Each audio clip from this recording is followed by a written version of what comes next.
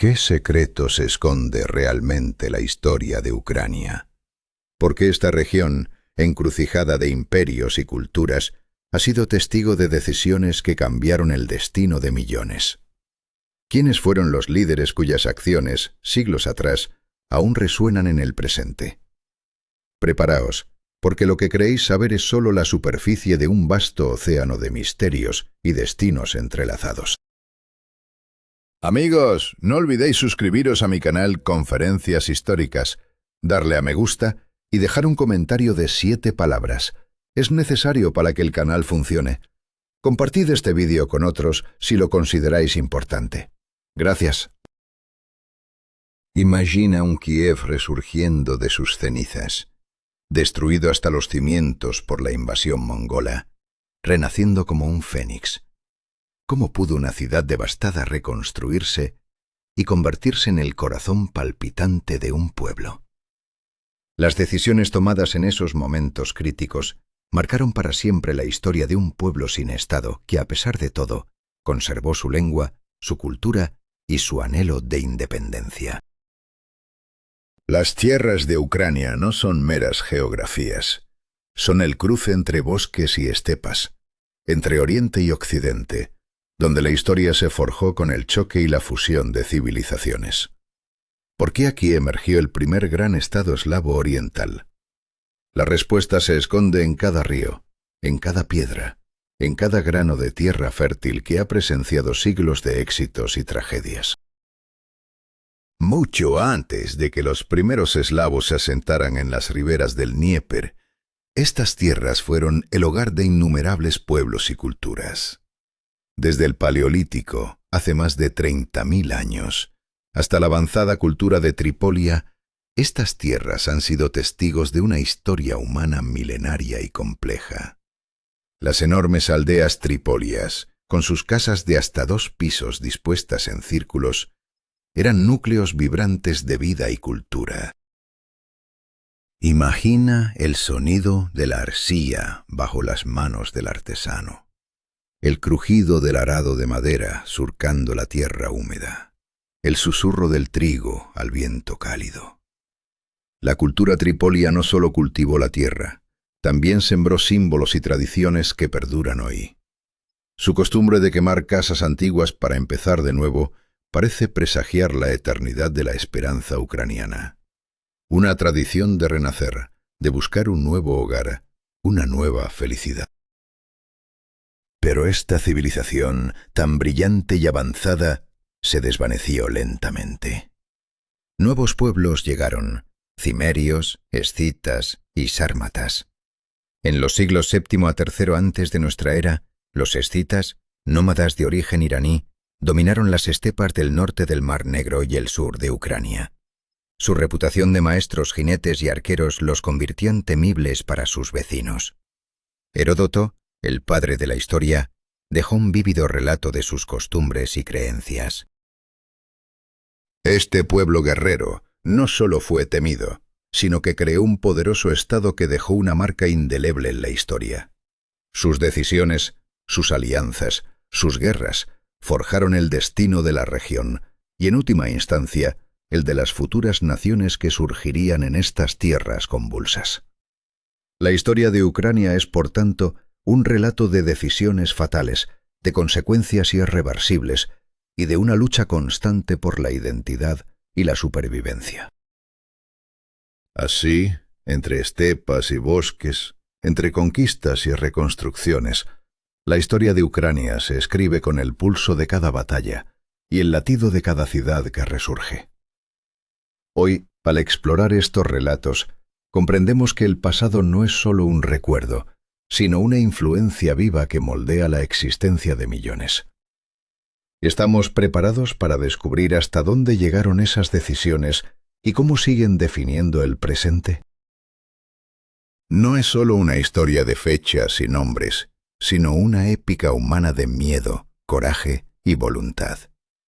Cada paso, cada elección de personajes olvidados o legendarios, como los fundadores de Kiev o los jinetes escitas, es una cadena de causas y efectos que nos atrapa y nos desafía a entender el peso del pasado. La aventura apenas comienza. ¿Te atreves a seguirla?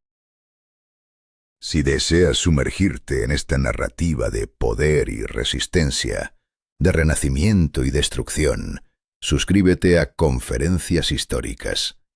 Porque la historia de Ucrania es, en definitiva, un espejo donde se reflejan nuestras propias decisiones y sus consecuencias eternas. ¿Quiénes fueron los verdaderos dueños de las vastas y misteriosas estepas que hoy rodean Simferópol? ¿Qué secretos escondían las tumbas de los nobles escitas, enterrados bajo gigantescos túmulos? Entre la tierra y el polvo, arqueólogos desentierran piezas de oro que parecen susurrar historias de poder y peligro. Peines, copas, joyas con figuras de animales y episodios de vida escita. Pero ¿qué destino marcó estos guerreros y sus reinos?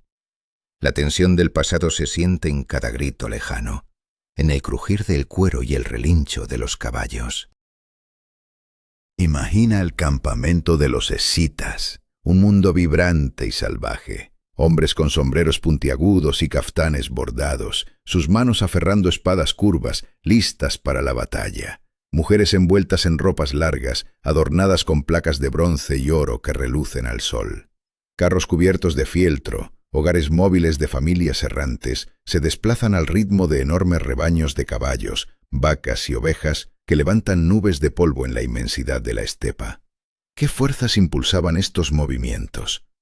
Pero el cambio estaba a punto de estallar y nada volvería a ser igual. Al norte, en los bosques de Ucrania, habitaban las tribus agrícolas llamadas neurios por los griegos, posiblemente antepasados de los eslavos o bálticos. Frente a estas tierras surgían ciudades griegas como Polis, Olbia, Gersoneso y otras, centros mediterráneos que irradiaban cultura y dominación sobre las tribus locales. La influencia de estos enclaves marcaba el pulso del poder, pero la historia no esperaba. Nuevas olas de pueblos nómadas y guerreros comenzaban a moverse con implacable fuerza hacia el sur. En los primeros siglos de nuestra era, los escitas cedieron su lugar a los sármatas, seguidos por los godos, tribus germánicas que avanzaban desde el norte. Sin embargo, la llegada de los hunos, nómadas de Asia Central, desató un terremoto de migraciones y conflictos, el preludio de la gran migración de los pueblos. ¿Cómo sobrevivirían las gentes de estas tierras ante tal tormenta de invasiones y desplazamientos? El destino de Europa estaba a punto de ser reescrito de manera irreversible. Finalmente, en los siglos VI y VII de nuestra era, emergen en el escenario histórico los eslavos. La crónica de los tiempos pasados, escrita por el monje Néstor a comienzos del siglo XII, relata la dispersión de estas tribus por el vasto este de Europa. Polanes en el medio de Dnieper, Reblians en el norte, Severians en las cuencas de los ríos Desna y Seim, Uliches y Tiberians en el suroeste y los croatas blancos en los Cárpatos, cada uno con su identidad única, pero ligados por un mismo espíritu común. Los eslavos, agricultores y pastores, cultivaban trigo, centeno, cebada, mijo, avena, guisantes y lino. Cuidaban animales, cazaban, pescaban y practicaban la apicultura forestal. Sus aldeas, construidas en madera y techadas con paja o tejas, se agrupaban junto a ríos y lagos, fuentes de vida y rutas comerciales. El ritmo cotidiano estaba marcado por el golpe del hacha, el roce del cuero y el latido constante del telar. Pero más allá de la vida diaria, se escondía una red de creencias y temores ancestrales que dominaban sus decisiones. Los eslavos adoraban a fuerzas naturales y dioses poderosos. Perún, dios del trueno y la guerra. Dazbog, dios del sol y la fertilidad. Veles, protector de ganado y el comercio. Y Makosh, diosa de la fertilidad y las labores femeninas. En bosques sagrados, los ídolos esperaban ofrendas, mientras los sacerdotes, los volks, guiaban rituales, predecían el futuro y sanaban enfermedades. Sus calendarios marcaban los ciclos de la tierra y la vida, con celebraciones que unían a la comunidad en momentos clave del año. Sin embargo, ¿qué precio pagaban por esas creencias? La llegada de nuevos invasores, la mezcla de culturas y la inevitable transformación política y social obligaban a elegir caminos que tenían consecuencias irreversibles. El legado de los escitas, sármatas, godos, hunos y eslavos se entrelazaba en una cadena de decisiones que definirían el futuro de Europa oriental. Cada batalla, cada alianza y cada traición eran piezas de un gran tablero donde el miedo y la esperanza se enfrentaban sin tregua. ¿Quiénes eran realmente esos pueblos nórdicos que, según evidencias arqueológicas y fuentes escritas, aparecían en la región? Se dice que eran en su mayoría suecos, aunque quizás también representantes de otros pueblos escandinavos. Diferenciados del pueblo local, su presencia añadió otra capa de incertidumbre y tensión a un territorio ya convulsionado. El choque de culturas, intereses y destinos abrió un nuevo capítulo plagado de enigmas y peligros. ¿Podríamos imaginar las decisiones que marcaron el destino de estas gentes? ¿Cómo sería vivir en un mundo donde cada elección podría llevar a la gloria o a la destrucción? Susurros de un pasado lejano que aún resuenan en la tierra, recordándonos que la historia no es solo relato, sino lucha continua entre el hombre, su miedo y las consecuencias de lo irreparable. Sus ecos llaman a nuestras conferencias históricas para no olvidar que en cada paso el futuro se decide. ¿Fue la llegada de Rúrik a las tierras eslavas un despiadado acto de conquista o una alianza necesaria que cambió para siempre el destino de un pueblo? ¿Cómo un grupo pequeño de guerreros varangios logró fundar un imperio vasto y complejo?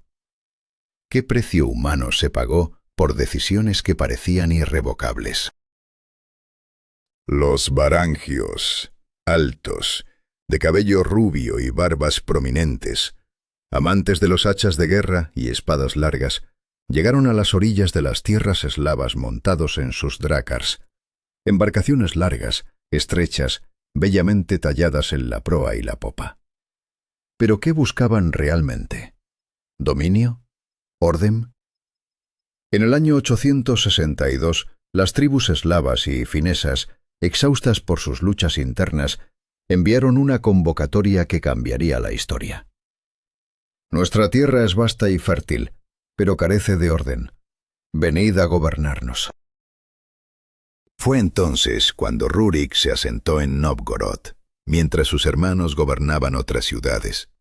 Tras su muerte, el poder pasó a Oleg, su pariente, quien en 882 marchó hacia el sur y tomó Kiev tras matar a los varangios gobernantes, Askold y Dir. Desde las colinas de Kiev, Oleg proclamó con voz firme: «Que esta sea la madre de las ciudades rusas». Pero, ¿acaso esta unión fue conquista o convivencia? Las tierras eslavas no fueron simples víctimas de invasión. Los pequeños contingentes varangios no podían dominar vastos territorios sin la colaboración de las élites locales. Más bien, ocurrió una fusión. Las tribus autóctonas y los guerreros foráneos se entrelazaron, creando una nueva estructura política. Y los varangios, en un giro inesperado, se eslavizaron rápidamente. En apenas 2 o 3 generaciones, dejaron atrás sus nombres nórdicos para adoptar Igor, Sviatoslav, Vladimir. Ya no eran extranjeros, sino señores eslavos. Bajo Oleg, el joven estado expandió su dominio, sometiendo a los treblianos, severianos, radimiches y ulichi. En el año 907, Oleg lanzó un audaz ataque a Constantinopla, asegurando un tratado comercial con Bizancio y sellando su victoria clavando un escudo en las puertas de la ciudad. Su sucesor, Igor, continuó la política expansionista, emprendiendo nuevas campañas y reforzando los acuerdos que favorecían a los mercaderes rusos. Pero su ambición desmedida desató la tragedia. Durante la recolección de tributos en tierras dreblianas, su codicia lo condenó.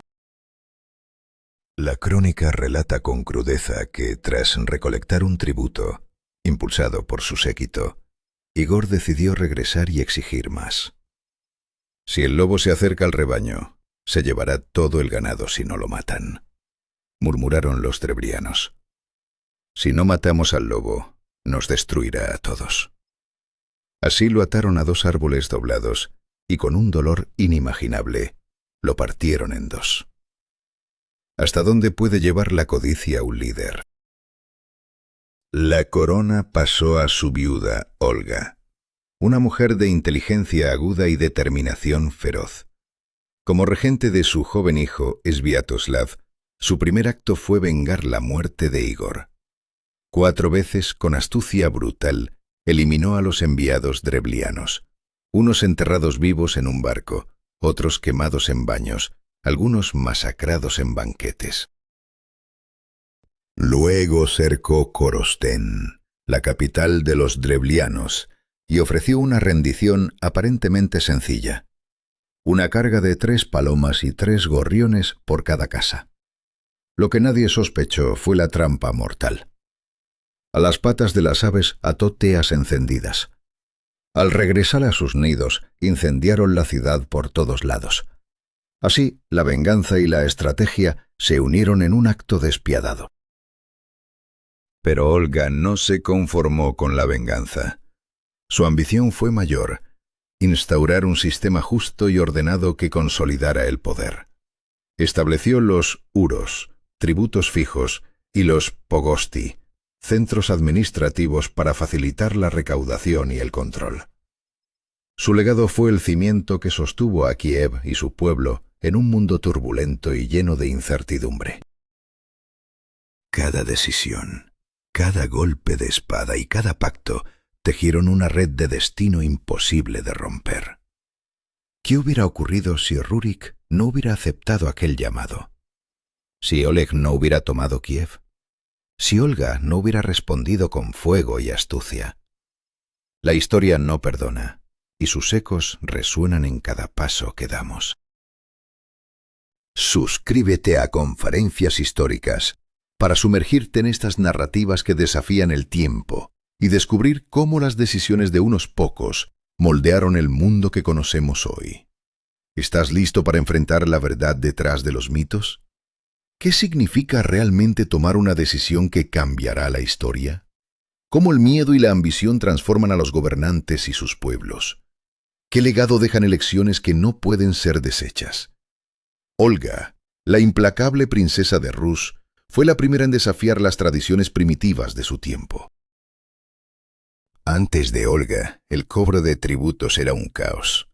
El príncipe y su séquito vagaban por las tierras sometidas, extorsionando con fuerza y miedo.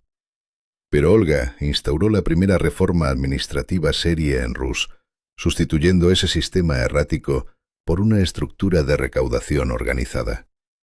Fue la semilla de un estado más civilizado, donde el control y la ley comenzaban a dibujar un nuevo orden. Sin embargo, esta transformación apenas era el preludio de un cambio aún más profundo, más arriesgado. El acto más audaz de Olga no fue un decreto, sino una fe. En 1957, durante su viaje a Constantinopla, se bautizó. Fue la primera gobernante de Rus que abrazó el cristianismo, una religión que prometía un nuevo mundo, pero que no encontró eco inmediato entre sus súbditos. Aquella conversión fue un acto solitario, cargado de significado, un presagio de confusión y confrontaciones por venir. Su hijo, Sviatoslav, fue el reverso de la moneda. Guerrillero incansable, rechazaba la administración y la fe de su madre. Sus ojos estaban fijos en la guerra, no en la paz ni en la burocracia. «Quiero vivir en Pereyaslavets, en el Danubio, el centro de mi tierra», dijo. Allí fluían las riquezas, oro y vino de Grecia, plata y caballos de Chequia y Hungría, pieles, cera, miel y esclavos de Rus. Su ambición era vasta, pero su alma seguía anclada en el paganismo y la violencia. El cronista nos pinta el retrato de un hombre de estatura media, robusto, con ojos azules y cejas densas, una cabeza rapada excepto por un penacho que señalaba nobleza, y un pendiente de rubí y perlas en la oreja.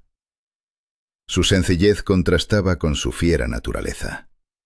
Sviatoslav no solo conquistó, destruyó el Kanato házaro y dominó a los vitiches, sino que extendió su poder por el Cáucaso y los Balcanes. Pero el destino le reservaba un final brutal.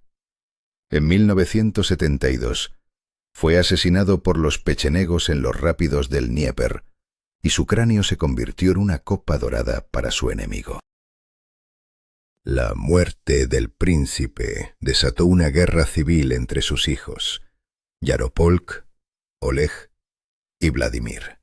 La lucha fue despiadada, pero fue Vladimir quien emergió victorioso, y con él la Rus alcanzó su más alto esplendor.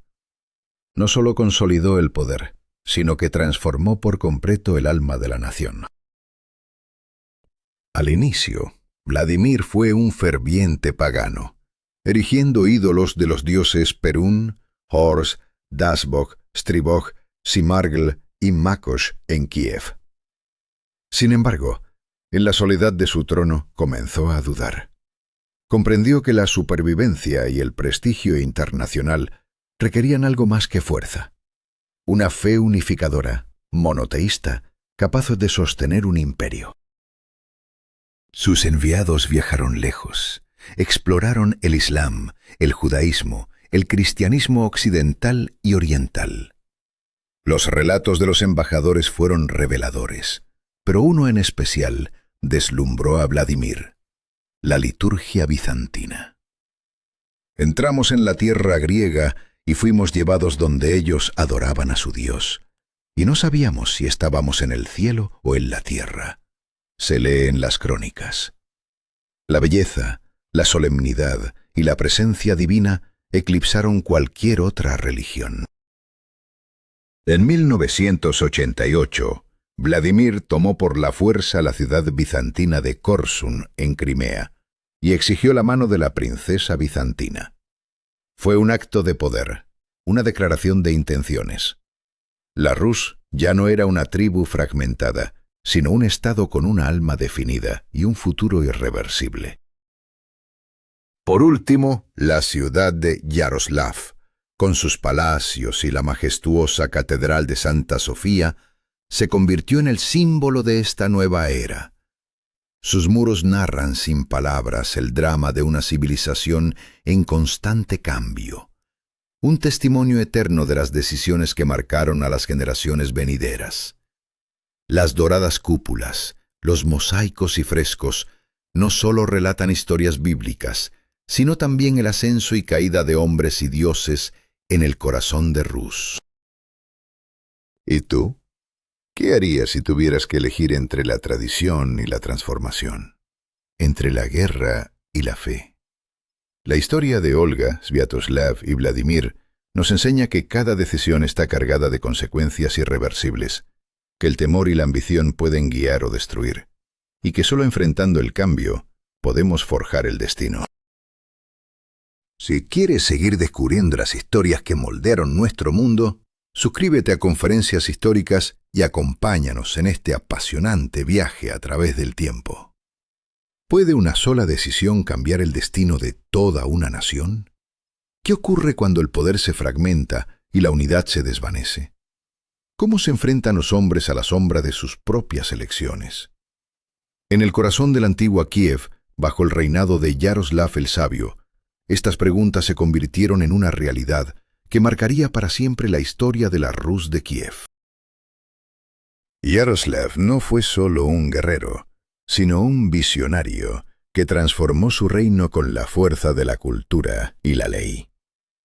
Bajo su mandato, comenzaron a traducirse libros griegos y búlgaros al antiguo eslavo eclesiástico, dando vida a la primera biblioteca en la Rus. Escuelas para la nobleza surgieron, y con ellas la primera codificación legal, la verdad rusa, base del sistema jurídico durante siglos. El sonido de plumas sobre pergaminos, El susurro de los alumnos recitando salmos y el tañido de campanas llenaban el aire, anunciando una nueva era para Kiev. Pero ¿podía esta luz cultural proteger la unidad del reino? En el escenario internacional, Yaroslav tejió una red de alianzas matrimoniales que elevó el prestigio de la Rus. Su hija Anna se convirtió en reina de Francia, otra, Elizabeth, en reina de Noruega y Anastasia en reina de Hungría. Él mismo se casó con Ingigerd, hija del rey sueco Olaf. Estas uniones fortalecieron el poder diplomático de Kiev, transformándola en un crisol cosmopolita, donde comerciantes y viajeros de múltiples tierras convivían bajo las imponentes murallas y las doradas cúpulas de la ciudad. Sin embargo, ¿serían estas alianzas suficientes para evitar la tormenta que se avecinaba? Tras la muerte de Yaroslav, el destino de la Rus cambió dramáticamente. Dividió su reino entre sus 5 hijos, con la esperanza de que vivieran en paz y respetaran la autoridad del mayor, Iziaslav. Pero la ambición y la desconfianza rompieron ese frágil pacto. Las disputas internas comenzaron a desgarrar la tierra que Yaroslav había unido. ¿Por qué destruir la tierra rusa con peleas internas mientras los polovsianos acechan? Clamaba el venerado monje Teodosio del monasterio de las Cuevas, advirtiendo sobre la amenaza que crecía en las estepas. ¿Podrían los príncipes escuchar esta advertencia antes de que fuera demasiado tarde? Los nietos de Yaroslav intentaron detener el declive en el concilio de Liubech en el año 1097. Allí proclamaron el principio de que cada uno mantendría su propia tierra, consolidando la división en lugar de la unidad. Este acto, lejos de estabilizar el reino, selló su fragmentación. Mientras tanto, los polovsianos, un pueblo nómada túrquico que había reemplazado a los pechenegos, intensificaron sus ataques, devastando aldeas, robando ganado y esclavizando a la población. La amenaza externa se combinaba con la desunión interna, creando un cóctel explosivo. ¿Quién podría detener esta caída inminente? En el año 1113, un nuevo intento de restaurar la unidad surgió en Kiev. Vladimir Monómaco, nieto del emperador bizantino Constantino IX Monómaco, convocó otro concilio de príncipes. Allí acordaron acciones conjuntas contra los polovsianos, logrando algunas victorias temporales que alejaron a los invasores de las fronteras rusas. Vladimir, con su linaje imperial y su liderazgo, logró un breve respiro para la Rus. Pero incluso su reinado y el de su hijo Mstislav el Grande marcaron apenas el último destello de unidad antes del inevitable desmoronamiento. ¿Sería suficiente este último esfuerzo para salvar lo que quedaba? En sus enseñanzas a sus hijos, Vladimir Monómaco dejó un legado de sabiduría y advertencia, consciente de que el destino de la Rus pendía de un hilo. Cada decisión, cada alianza, cada conflicto tejía una red de consecuencias irreversibles. La historia de Kiev en esta época es la historia de hombres enfrentados a sus miedos, a sus ambiciones y a la inexorable marcha del tiempo. ¿Podemos aprender de estos errores o estamos condenados a repetirlos? Suscríbete a Conferencias Históricas para descubrir cómo las elecciones de estos antiguos príncipes resonaron a través de los siglos, moldeando el destino de toda una civilización. La historia no solo se cuenta, se vive, y cada voz que la revive es un eco de aquellos que enfrentaron el peso de sus decisiones. ¿Estás listo para escuchar? ¿Qué sucede cuando un imperio se desmorona y sus líderes olvidan las lecciones del pasado? ¿Cómo una tierra rica y poderosa se fragmenta en 1000 pedazos, cada uno luchando por sobrevivir? La muerte de Mstislav en 1132 marcó el fin de una era y el comienzo de un caos irreversible. El gran estado se dividió en múltiples principados: Kiev, Chernigov, Pereyaslav, Volinia, Galicia, Polotsk, Smolensk, Rostov-Suzdal, Murom Riazán y la tierra de Novgorod. Cada uno con su propio príncipe, su ejército y su destino incierto. Pero, ¿quién tomaría el control real? Kiev seguía siendo la capital nominal, pero su poder se desvanecía rápidamente, desplazado hacia el noreste y el oeste. La tensión crecía, y con ella la incertidumbre de un futuro fragmentado.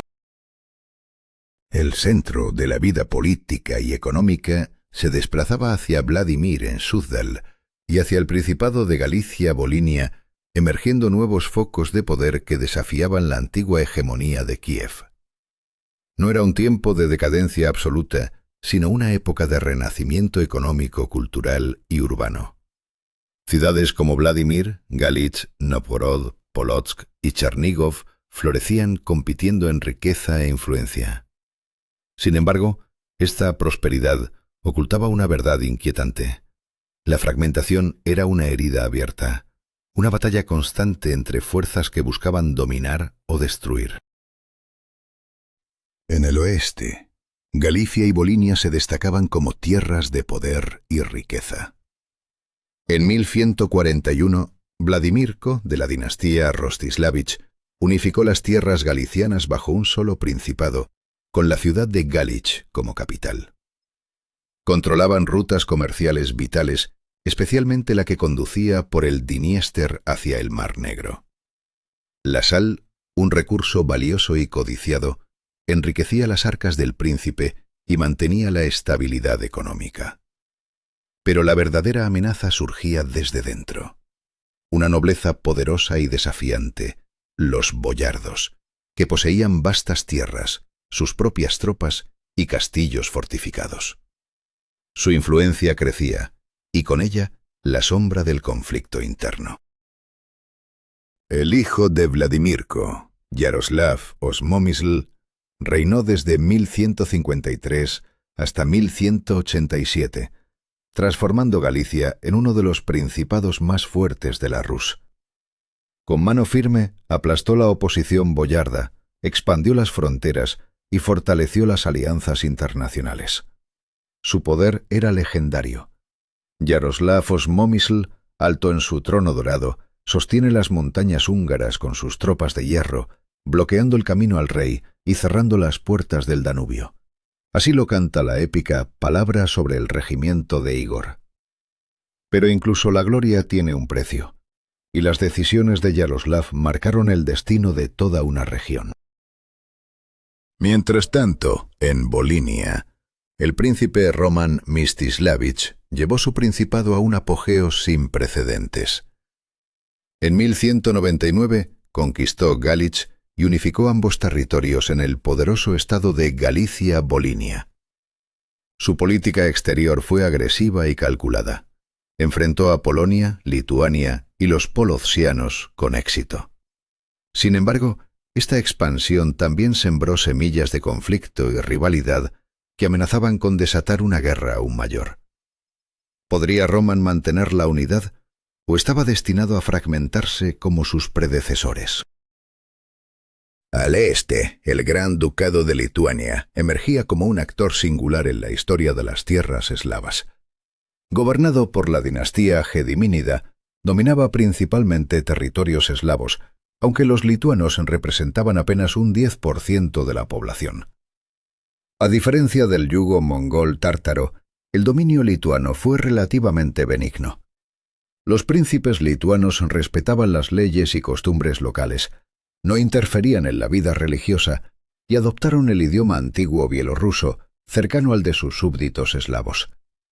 Muchos incluso abrazaron la fe ortodoxa y se casaron con princesas eslavas. Su lema era claro: no destruimos la antigüedad ni introducimos novedades.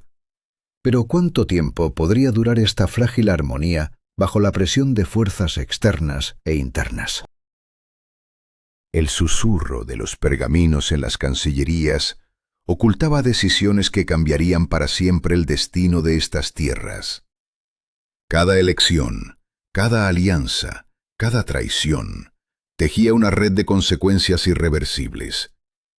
La historia no perdona a quienes olvidan sus raíces, ni a quienes subestiman el poder de la división. ¿Qué precio pagarían los príncipes y sus pueblos por sus decisiones? La respuesta estaba por escribirse en sangre y fuego.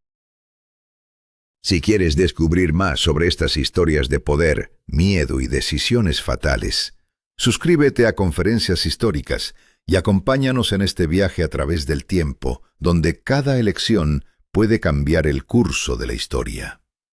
¿Cuáles fueron las decisiones que moldearon el destino de una nación? ¿Qué precio pagaron los pueblos cuando se enfrentaron a la disyuntiva entre la supervivencia cultural y la dominación extranjera?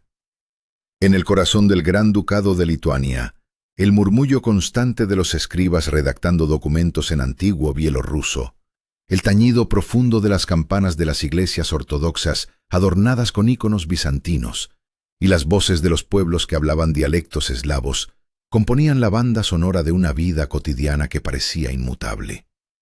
Pero, ¿podría esa armonía cultural resistir la ola inminente de cambio y conflicto?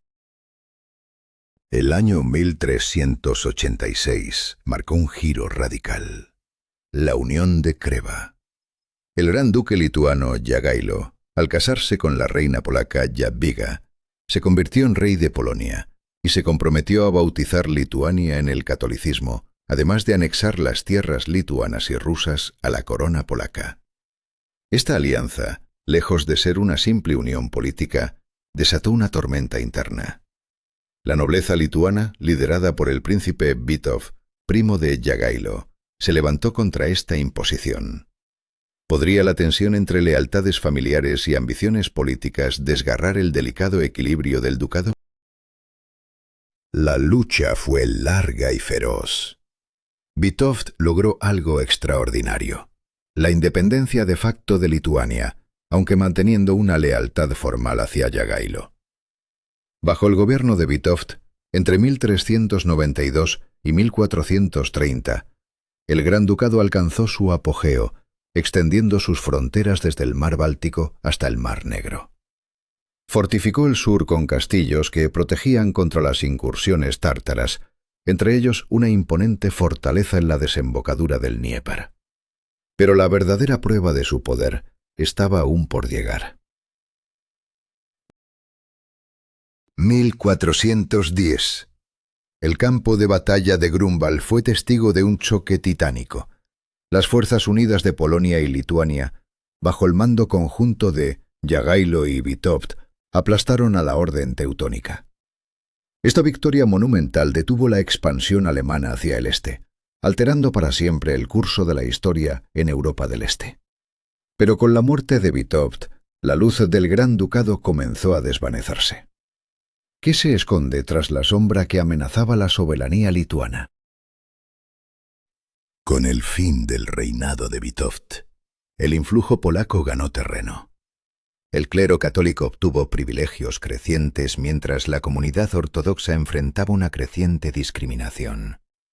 En 1434, un levantamiento liderado por Svidrigailo, con el respaldo de la nobleza ortodoxa, estalló en Lituania. Sin embargo, la rebelión fue aplastada con brutalidad. El destino de un pueblo pendía en un hilo, marcado por el choque entre fe y poder. El año 1569 trajo una unión aún más profunda: la unión de Lublin.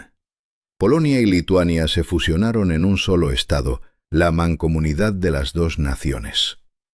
Las tierras ucranianas, Podlasie, Volinia, Wrocław, Kiev y Podolia, pasaron a estar bajo control directo de la corona polaca. Esta decisión, aparentemente unificadora, fue una espada de doble filo. Por un lado, promovió el despertar de la identidad nacional ucraniana. Por otro, intensificó la opresión social, nacional y religiosa. Los magnates polacos se repartieron enormes latifundios en Ucrania, transformando a los campesinos libres en siervos sometidos.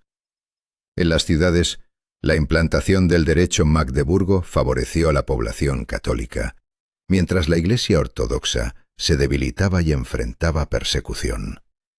El sonido ahora dominante era el de las campanas de las iglesias católicas, las plegarias en latín y el lenguaje de la nobleza polaca, sobre los lamentos de los campesinos azotados.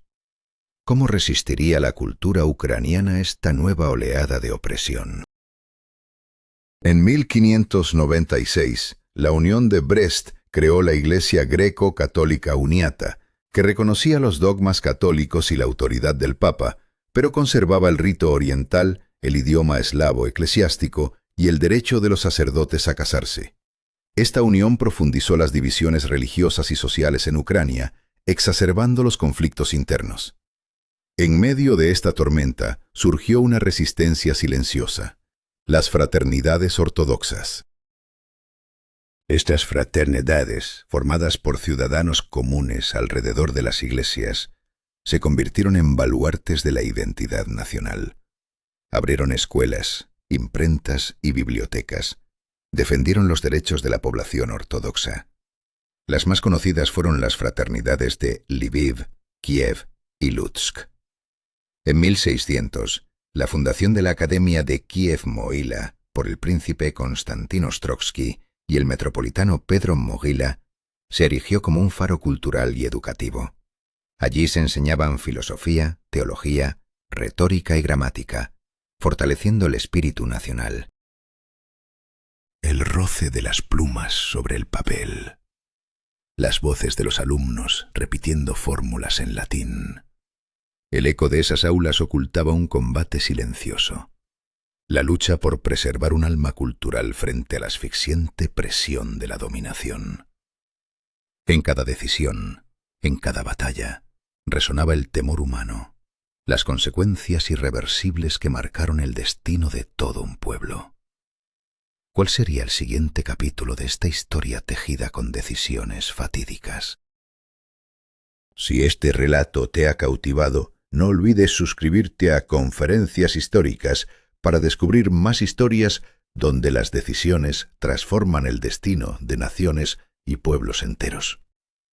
¿Quién decide el destino de una nación cuando todo parece perdido? ¿Hasta dónde puede llegar el miedo humano ante la opresión? En el corazón de Europa del Este, la identidad ucraniana se forjaba en medio de decisiones que marcarían para siempre su historia.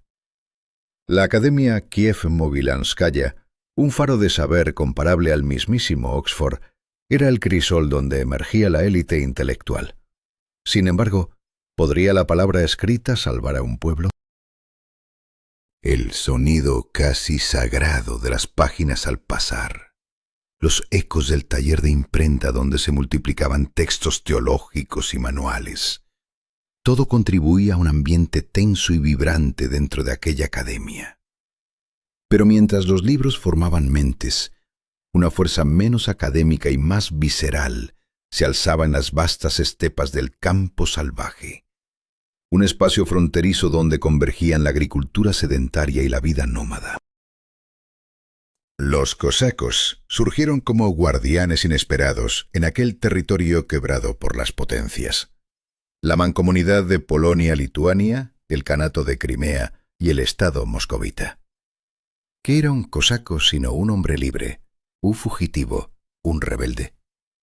Desde finales del siglo XV se les describe como cazadores, apicultores, guerreros en busca de libertad y botín.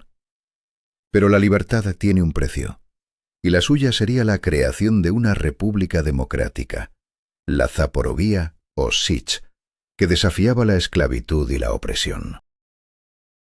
En esta fortaleza, dividida en kureni o unidades, reinaba la igualdad entre sus miembros. Solo cosacos, sin distinción de rango, tomaban las decisiones en una asamblea común. Las mujeres, niños e infieles quedaban excluidos, un reflejo brutal pero necesario para mantener la homogeneidad. El sonido del viento entre las hierbas, las olas del Dnieper, el choque metálico de las armas en el campo de entrenamiento donde se forjaban futuros guerreros, todo formaba una sinfonía de libertad y peligro inminente. Los cosacos se lanzaron una y otra vez contra los turcos y tártaros. Liberaban cautivos y saqueaban ciudades costeras, navegando en las rápidas chaicas sobre el Mar Negro. Se vieron a sí mismos como protectores de la fe ortodoxa y del pueblo ucraniano. una identidad que resistía la presión creciente de los poderosos vecinos.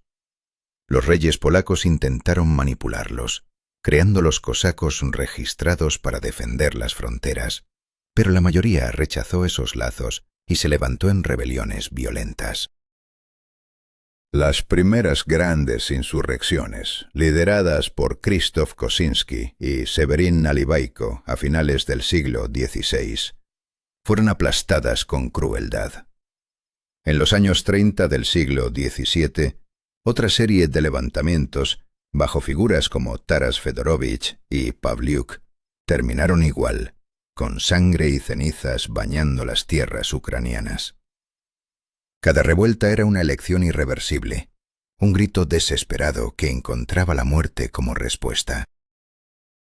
Pero todo cambió con la llegada de Bogdan Khmelnytsky en 1648. Su genio político y militar consiguió unir a cosacos, campesinos y nobles caídos en desgracia bajo una sola bandera, transformando una cadena de derrotas en la chispa de una rebelión que sacudiría al continente. Sus decisiones, impulsadas por el peso de la historia y el sufrimiento, marcaron un antes y un después en la lucha por la independencia. Sin embargo, la época conocida como la ruina fue un eco sombrío de la gloria perdida. Entre estertores de batallas interminables y el crepitar del fuego que consumía aldeas y ciudades, la tierra ucraniana se convirtió en un terreno devastado por la lucha intestina y la invasión extranjera.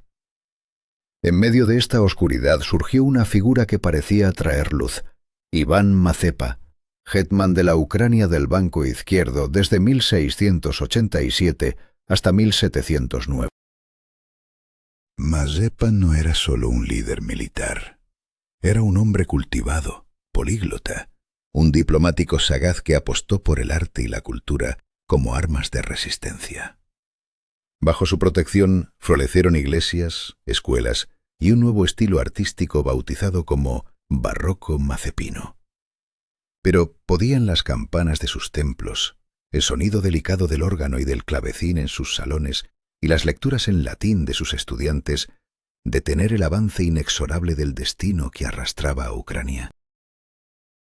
Las decisiones de Mazepa, entre alianzas y traiciones, sellaron el futuro no solo de su gobierno, sino del alma misma del pueblo ucraniano. Cada movimiento era un juego peligroso entre la supervivencia y la traición, entre la esperanza y la inevitable pérdida. Así, la historia de Ucrania se tejió con la tensión de elecciones irreversibles, donde el miedo humano y la lucha por la libertad se fundieron en un solo latido. Si quieres seguir explorando estas historias que moldearon el destino de naciones enteras, suscríbete a Conferencias Históricas y acompáñanos en el siguiente episodio, donde desentrañaremos nuevas decisiones que cambiaron el curso del tiempo. ¿Hasta dónde puede llegar la lealtad cuando está en juego el destino de una nación? ¿Qué decisiones cambian el curso de la historia para siempre? ¿Cómo el miedo y la ambición moldean las traiciones más devastadoras? Estas preguntas resuenan en la turbulenta historia de Ucrania bajo el mando de Iván Mazepa, un hombre atrapado entre la gloria y la condena. Mazepa, conocido como el Médici ucraniano, combinaba en su ser la astucia de un político y la visión de un educador. En un principio fue un aliado fiel de Pedro el Grande, combatiendo junto a él en las campañas de Azov. Pero la política del zar, cada vez más restrictiva hacia la autonomía ucraniana, sembró en el corazón del hetman una semilla de inquietud que crecería imparable. La tensión crecía, y con ella la posibilidad de un destino irreversible. Cuando en 1709 el rey sueco Carlos XII invadió Ucrania, Mazepa tomó una decisión que marcaría para siempre el curso de su vida y el de su pueblo. Se alió con los suecos, buscando con desesperación la independencia de Rusia. Este giro de lealtades resultó ser fatal, una apuesta al filo del abismo que desencadenaría una cadena de tragedias imposibles de detener. La reacción de Pedro I fue implacable. Ordenó la destrucción total de la capital hetmana, Baturín, y la masacre de sus habitantes fue un eco de horror y venganza. La batalla de Poltava fue la culminación brutal. El ejército ruso aniquiló a los suecos y Mazepa huyó junto a Carlos hacia territorios otomanos, donde su vida se apagó poco después.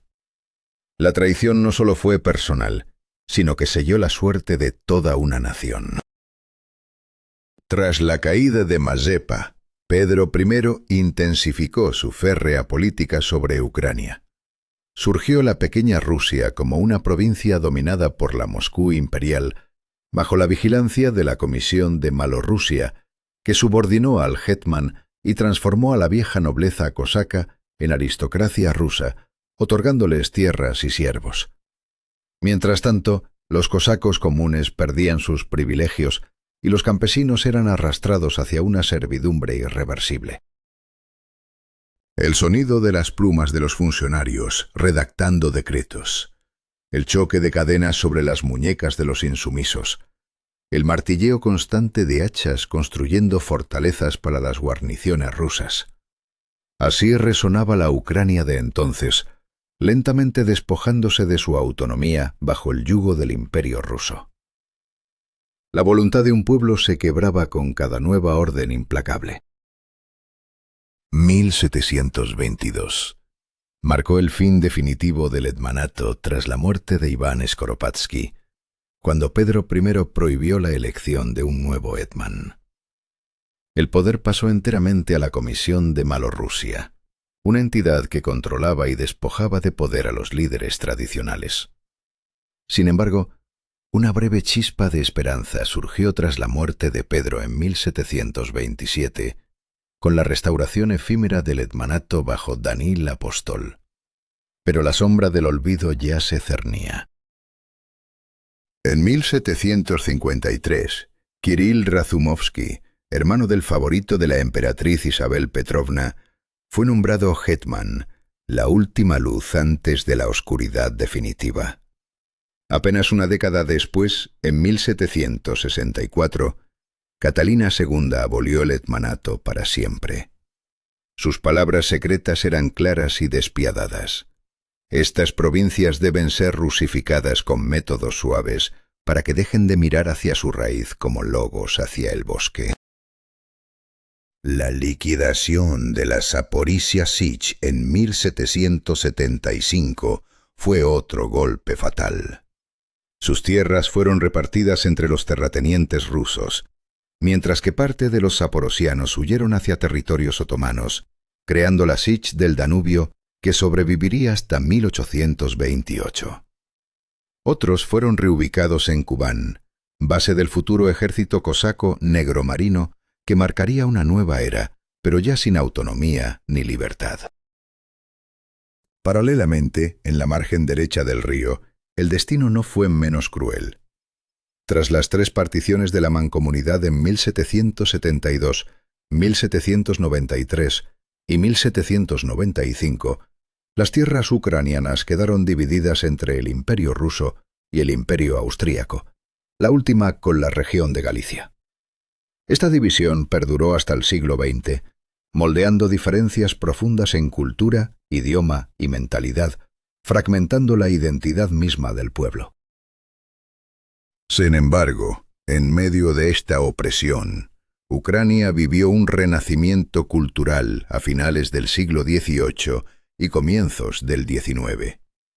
El despertar nacional europeo impulsó el interés por la lengua, la historia y el folclore propios. En 1798, en San Petersburgo, emergió la Eneida de Iván Kotlyarevsky, la primera obra literaria moderna en ucraniano, escrita en un lenguaje popular y vital. Una burla chispeante para las élites, un canto vibrante para el pueblo. Las risas de los lectores al ver a héroes antiguos vestidos con trajes ucranianos y hablando en dialecto popular, rompían el silencio impuesto por siglos de sometimiento. Las hojas del libro susurraban melodías del alma campesina, entretejidas con canciones folclóricas que por primera vez resonaban en la literatura. Así latía la Ucrania que se negaba a morir, aunque el destino aún jugara con manos invisibles y terribles. ¿Y tú? ¿Qué hubieras hecho en el lugar de Mazepa, entre la lealtad y la traición? ¿Habrías luchado por la independencia al precio de todo, o te habrías rendido a la fuerza imparable de un imperio? La historia no perdona, pero tampoco olvida. Sigue con conferencias históricas para descubrir los capítulos que aún quedan por contar sobre el alma indomable de Ucrania. ¿Cómo puede una cultura resistir cuando sus raíces son arrancadas una y otra vez? ¿Qué precio paga un pueblo por su identidad cuando cada palabra en su lengua es un acto de rebelión? El año 1847 marca un punto de inflexión brutal. La destrucción de la hermandad de Cirilo y Metodio, una sociedad secreta que soñaba con liberar a los pueblos eslavos y crear una federación hermana. En sus filas, figuras legendarias como el historiador Nikolai Kostomarov, el escritor Panteleimón Kulish y el poeta Taras Shevchenko, el alma indomable del renacer nacional ucraniano. Pero esta chispa de esperanza fue sofocada, y la sombra del poder ruso se cernió con voracidad sobre el corazón de Ucrania.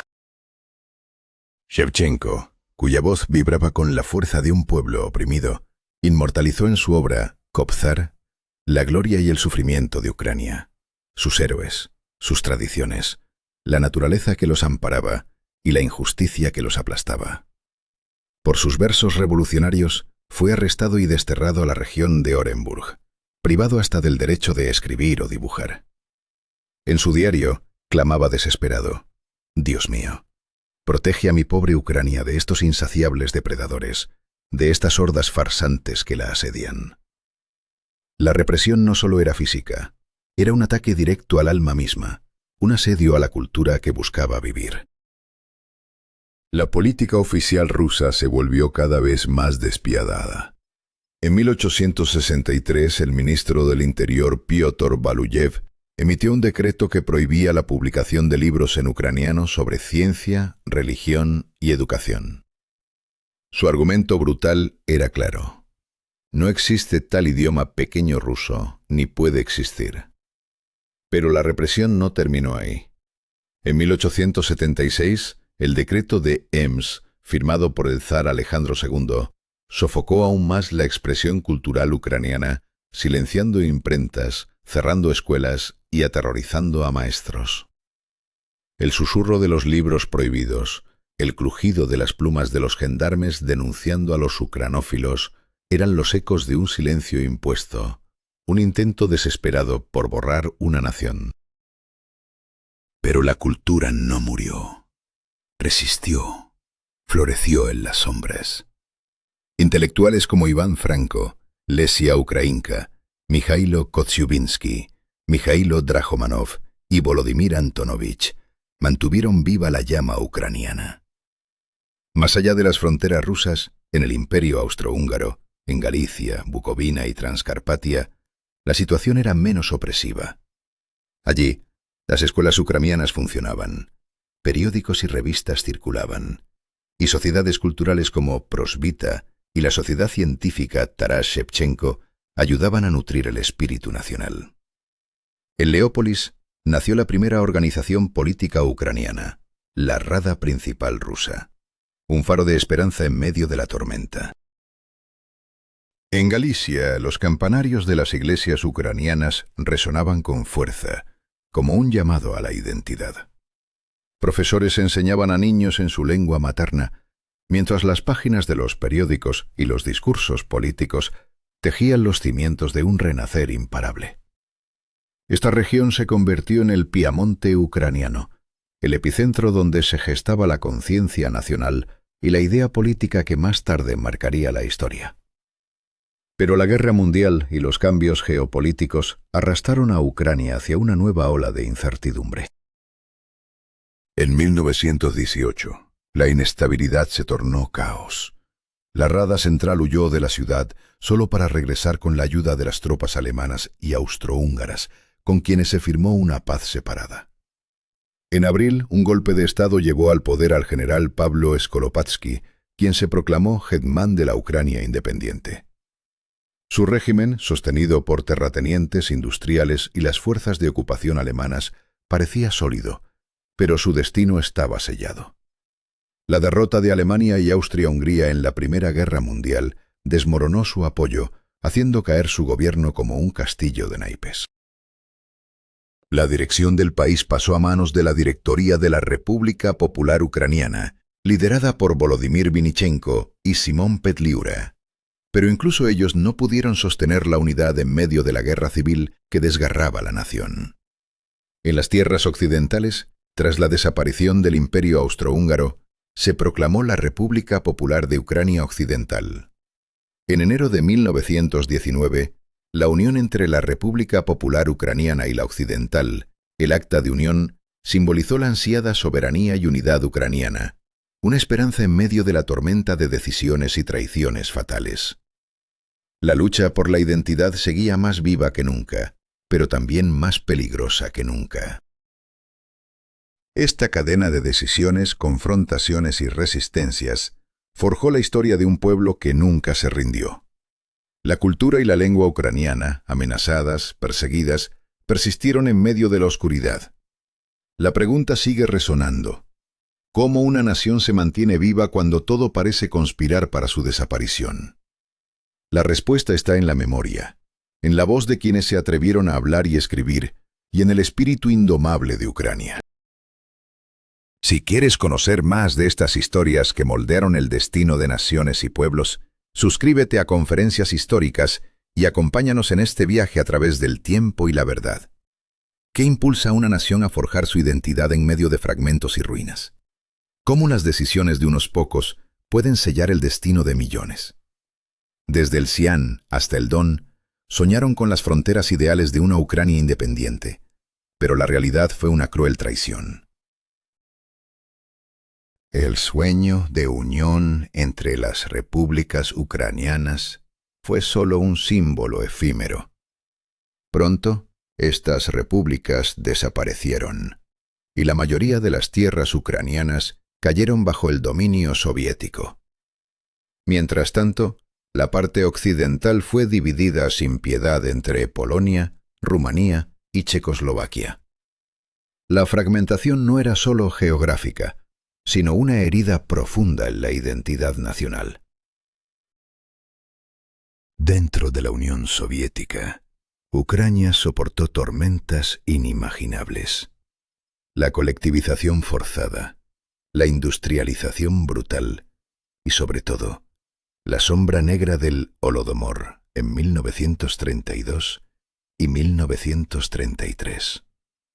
Millones murieron, víctimas de una política despiadada diseñada para destruir el alma campesina y el movimiento nacional. Imagina el silencio sepulcral de pueblos muertos, sin lágrimas ni gritos. Solo el crujido de los carros que arrastraban cadáveres, el lamento de niños que se apagaban y el susurro de quienes temían pronunciar la verdad. Así resonaba Ucrania, atrapada en una tragedia que nadie quería oír. ¿Cómo sobrevivir cuando la propia tierra se vuelve enemiga? Pero la tormenta no terminó. En 1939, el pacto Molotov-Ribbentrop selló otro destino. Los soviéticos ocuparon el oeste ucraniano. Apenas 2 años después, la invasión nazi sumergió a Ucrania en una brutal ocupación. La aniquilación masiva, especialmente de la población judía, la destrucción de ciudades y la explotación económica marcaron otro capítulo sangriento. En medio del caos, diversas fuerzas armadas luchaban por el control. Los partisanos soviéticos, la Organización de Nacionalistas Ucranianos liderando la UPA, la Armada polaca Krajowa y otros actores. La línea del frente era un laberinto de traiciones y alianzas cambiantes. Enemigos y aliados se confundían en un escenario caótico donde cada decisión podía ser fatal. La guerra terminó, pero las heridas persistieron.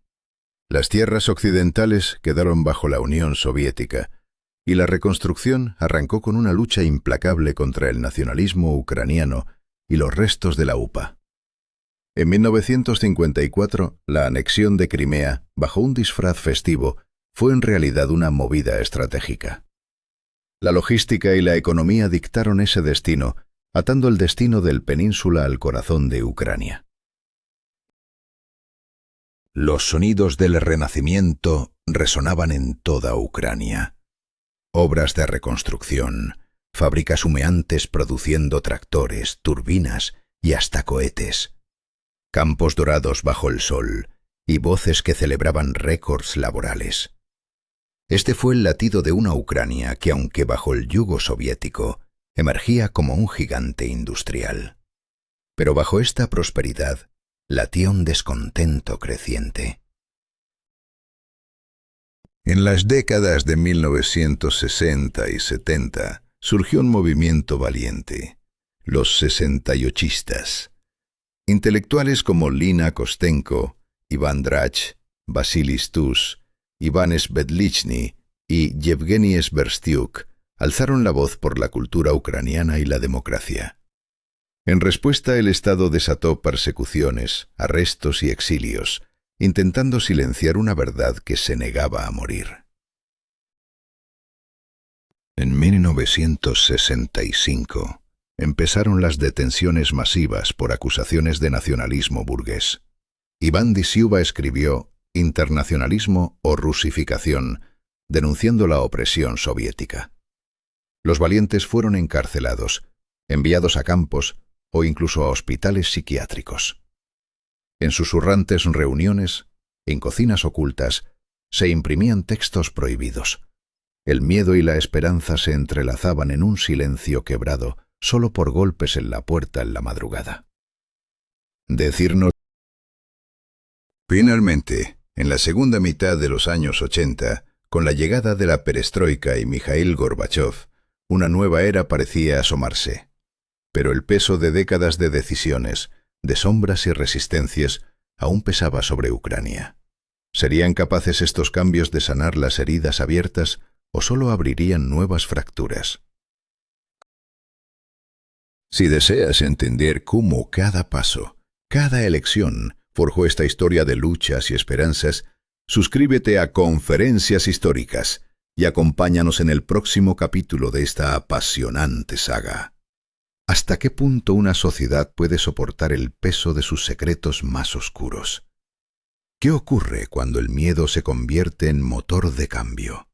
¿Y cómo una sola decisión puede desencadenar una cadena irreversible que define el destino de una nación?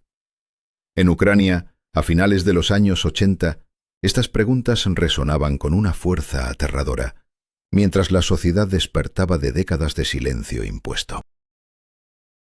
En medio de esta activación social, surgieron organizaciones informales como el Club Culturológico Ucraniano, la Sociedad Memorial y el Movimiento Popular de Ucrania por la Perestroika.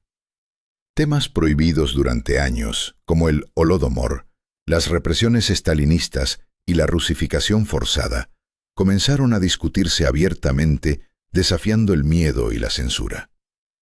Pero esta apertura no fue sin consecuencias. El sistema soviético empezaba a tambalearse bajo el peso de sus propias sombras. Abril de 1986 marcó un antes y un después con la tragedia de Chernóbil. La mayor catástrofe tecnológica de la historia humana no solo devastó el medio ambiente y la economía, sino que quebrantó la confianza en el sistema soviético. El estruendo de las sirenas, el zumbido de los helicópteros lanzando arena y plomo sobre el reactor en llamas, el silencio sepulcral de ciudades evacuadas y el llanto desesperado de madres cuyos hijos sufrían la radiación. Así resonaba Chernóbil, símbolo de destrucción y heroísmo. ¿Podía la gente seguir creyendo en un sistema que ocultaba la verdad y ponía en peligro sus vidas? La tragedia fue un golpe brutal que aceleró la erosión del poder soviético, sembrando dudas profundas y un miedo que se transformaba en rabia contenida. En este contexto, La historia comenzó a girar hacia un destino inevitable, marcado por decisiones que ya no tenían vuelta atrás. El 16 de julio de 1990, el Soviet Supremo de la URSS aprobó la Declaración de Soberanía Estatal de Ucrania. Un paso decisivo, el primero en la ruta hacia la independencia. Pero fue en agosto de 1991, con el intento de golpe de Estado en Moscú y la formación del Comité Estatal para el Estado de Emergencia, cuando el proceso se aceleró dramáticamente. La URSS se desmoronaba ante los ojos de todos. El 24 de agosto de 1991, el Soviet Supremo de la República Socialista Soviética de Ucrania proclamó el Acta de Independencia. La decisión era irreversible. La nación entera contenía la respiración, consciente de que aquel acto sellaba un destino incierto pero necesario. La tensión crecía, como una ola que se avecina y no puede ser detenida. Solo unos meses después, el 1 de diciembre, un referéndum nacional confirmó la voluntad popular. Más del 90% de los votantes apoyaron la independencia. Ese mismo día, Leonid Kravchuk fue elegido primer presidente de la Ucrania independiente. La esperanza y el miedo se mezclaban en el aire, mientras el país daba sus primeros pasos hacia un futuro desconocido. El 8 de diciembre de 1991, los líderes de Ucrania, Rusia y Bielorrusia firmaron los acuerdos de Belavecha, creando la Comunidad de Estados Independientes y declarando el fin de la Unión Soviética. El sonido del himno nacional, las banderas amarillas y azules ondeando al viento, los gritos de júbilo de quienes votaron por la libertad y las palabras solemnes de los políticos que proclamaban el nacimiento de un nuevo Estado, así sonaba Ucrania en aquel diciembre histórico. Pero la independencia no trajo solo esperanza. Los años 90 se convirtieron en una época de crisis económica, inestabilidad política y profundas divisiones sociales. La hiperinflación, las largas colas en las tiendas, el ruido de las máquinas que se detenían por falta de pedidos y el sonido de las monedas en las máquinas tragaperras, donde muchos apostaban sus últimos recursos. Así se vivió la dolorosa transición de una economía planificada a un mercado incierto. Las relaciones con Rusia se complicaron. La corrupción se extendió y la sociedad enfrentó desafíos que amenazaban con fracturar el sueño de independencia. Sin embargo, el espíritu de lucha no desapareció. Las decisiones tomadas en esos años, a veces desesperadas, moldearon el carácter de una nación que se negaba a rendirse. Dos momentos cruciales marcaron la historia reciente: la Revolución Naranja de 2004 y el Euromaidán de 2013 y 14. Estas protestas masivas demostraron que el pueblo ucraniano no aceptaría el autoritarismo ni renunciaría a su anhelo de democracia. El golpe de los tambores en la Plaza de la Independencia, los cánticos de miles de voces unidas, la tensión palpable en el aire. Así se escribía un nuevo capítulo de resistencia y esperanza. Cada uno de estos momentos fue una decisión irrevocable, una apuesta por la libertad que conllevó riesgos enormes. La historia de Ucrania es una cadena de elecciones dramáticas, donde el miedo y la valentía se entrelazan, y donde cada paso adelante puede cambiar el curso de un pueblo para siempre. ¿Qué vendrá después? Solo el tiempo y la voluntad de su gente lo dirán. Si quieres seguir explorando estas historias que forjaron el destino de naciones, no te pierdas nuestras conferencias históricas. Suscríbete y acompáñanos en este viaje a través del tiempo, donde cada decisión cuenta y cada voz importa.